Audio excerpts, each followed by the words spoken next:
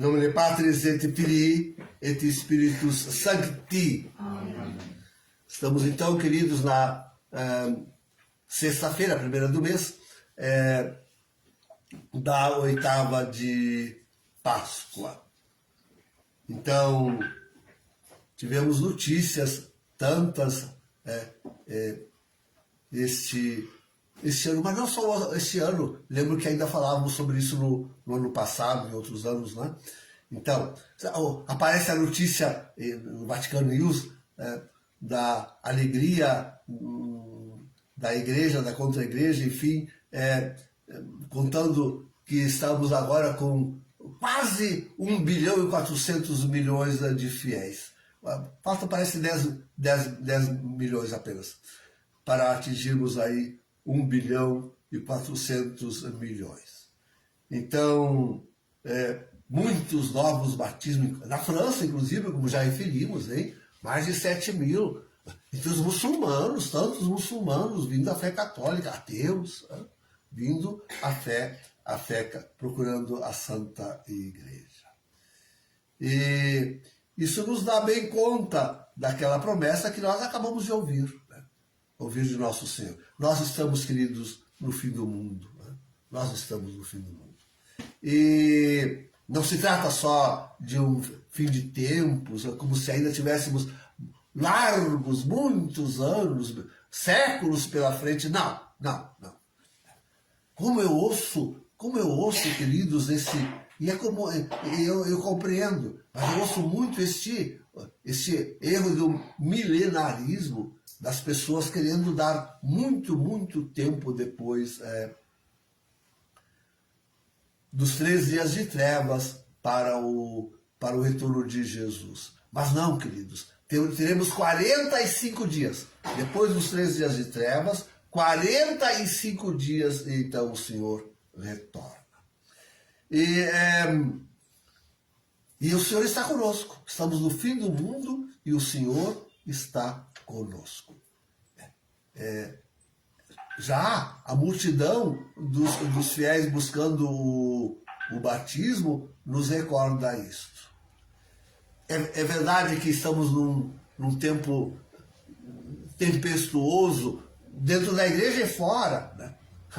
Acabo de ver a missa que o cardeal fez lá em Roma, né? O cardeal do Vaticano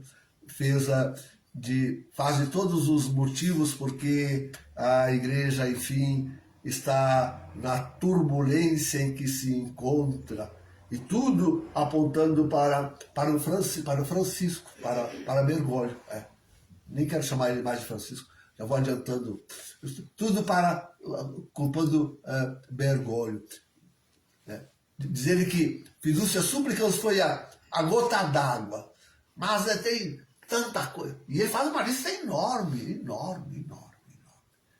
Não esquecendo, claro, o sino da sinodalidade e todos os desvarios, a condenação de Bessiú, foi um escândalo dele.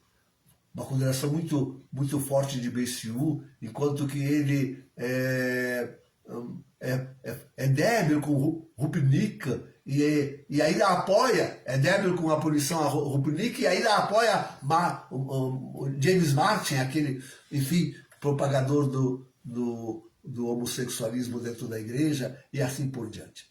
Então, uma lista enorme.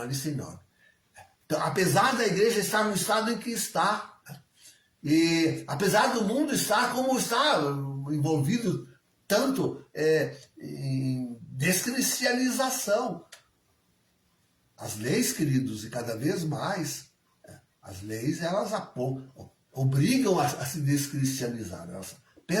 As leis atuais, modernas, perseguem os cristãos, perseguem a fé, e, sobretudo, a fé católica. As leis estão desencorajando barbaramente a vida cristã, com certeza. Temos a ameaça da guerra, da qual não se para de falar, né?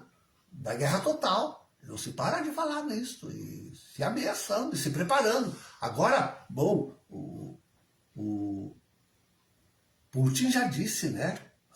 Ontem ele disse, estamos em guerra, agora em guerra total, contra a OTAN. Estamos em guerra contra a OTAN. Né? E os países da OTAN se armando, correndo atrás das balas que eles não fabricavam mais, correndo atrás das armas, correndo. Né? E ameaçando, mandaram até soldados para a Ucrânia e coisa e tal. Então, cercando, afinal, a Rússia na sua fronteira, e aí vai. A coisa é real, é forte, é atual, é tremenda.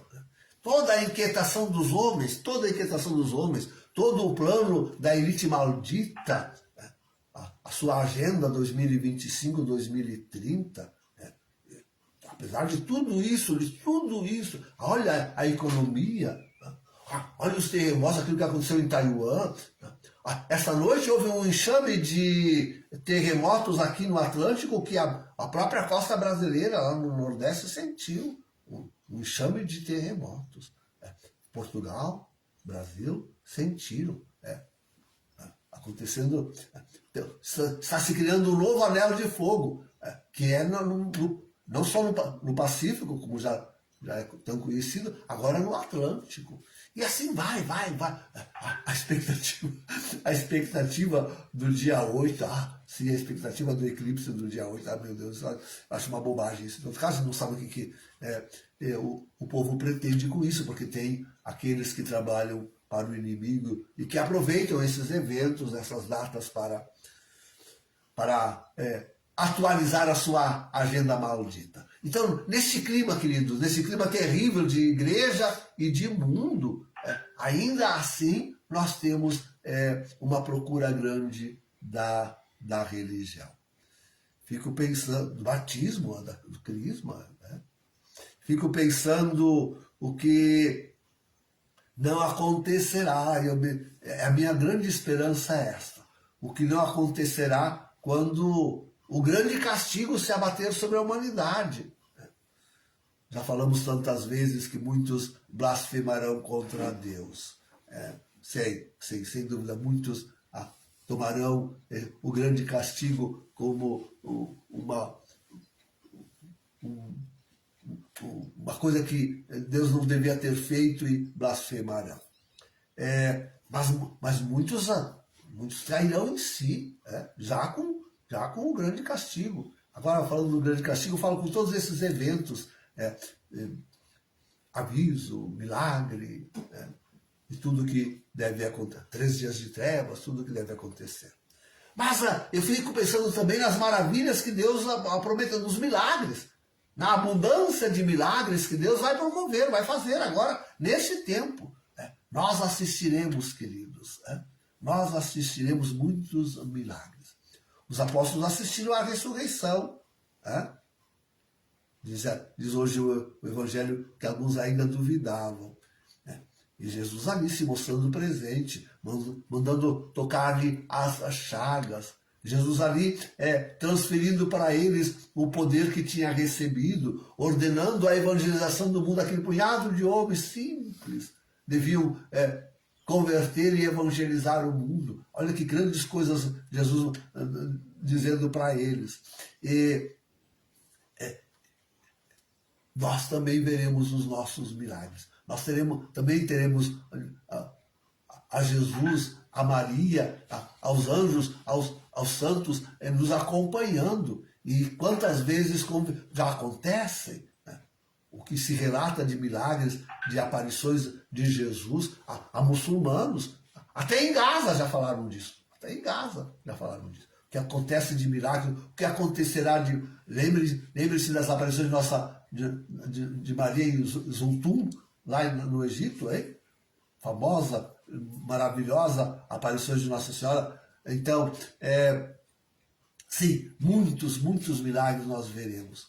E isso enche o nosso coração de esperança, de salvação.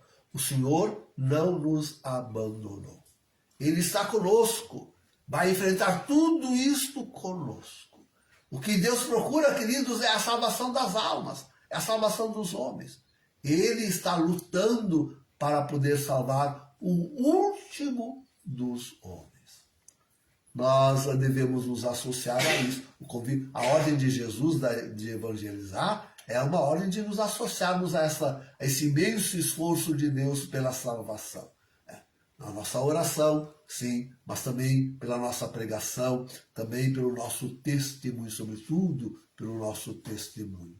Então, levemos de fato a vida nova de batizados que nós recebemos. Tomemos isto a sério.